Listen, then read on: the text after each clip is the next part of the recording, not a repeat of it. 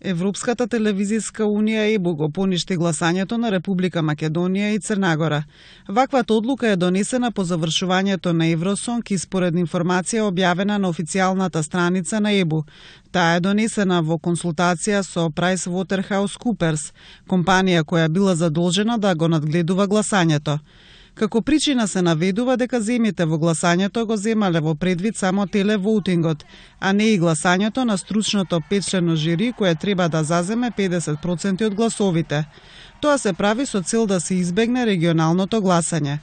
Македонското жири е изненадено од ваквата реакција, велат дека според правилата гласале уште во петокот на генералната проба за Евровизија, која е идентична со финалната вечер.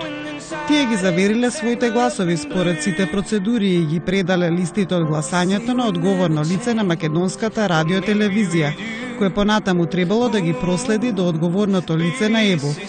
Но што точно се случило не бил информиран председателот на жирито за Евросонг 2015 Антонио Димитриевски, кој заминал на продолжен викенд.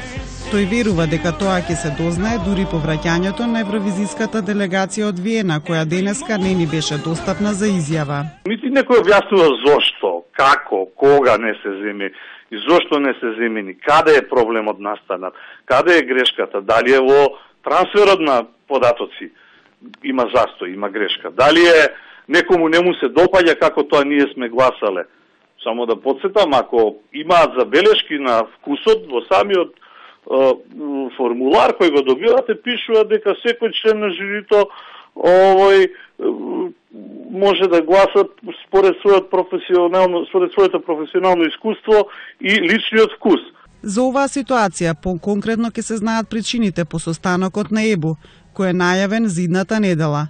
Македонија со овој случај доби зголемен публицитет во некои познати британски медиуми.